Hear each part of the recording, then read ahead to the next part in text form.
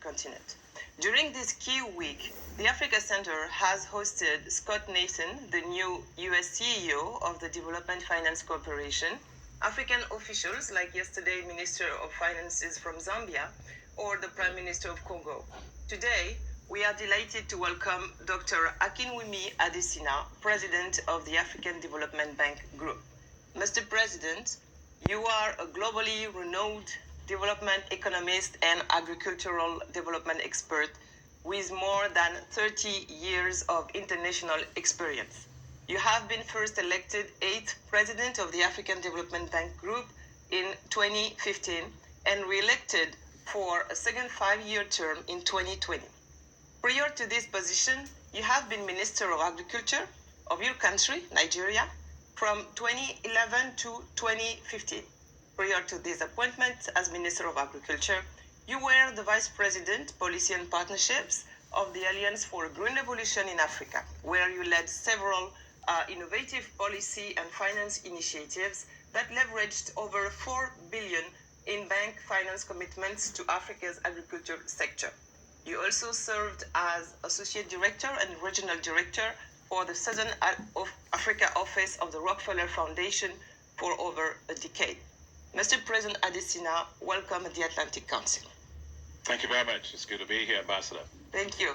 My first question, Dr. Adesina, is about your visit here in Washington, D.C.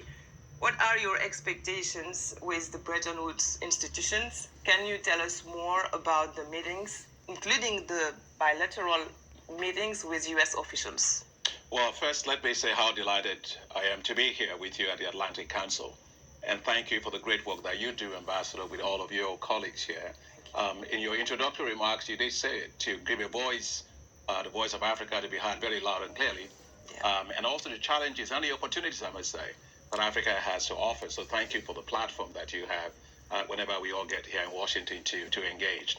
Now, I'm here in Washington, of course, is on this, for the World Bank and the IMF annual meetings. And since we have, ministers in finance from all over the world, it's always a great time to discuss global economic challenges, to also look at financial issues that might be coming up, issues of debt.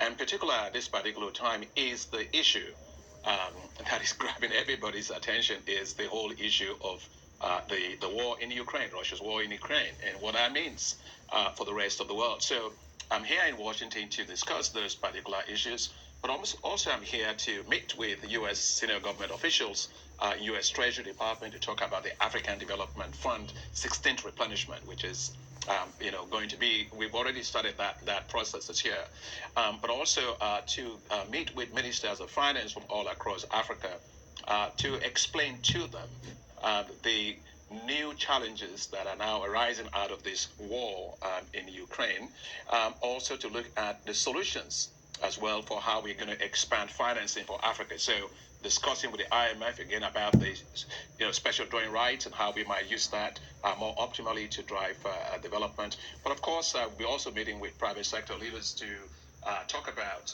investments in Africa. And of course, I've had great meetings at the White House talking about U.S. investments in Africa and support in particular for the strategies that we have in place to mitigate the impact of this, the contagion impact of this war. Yeah.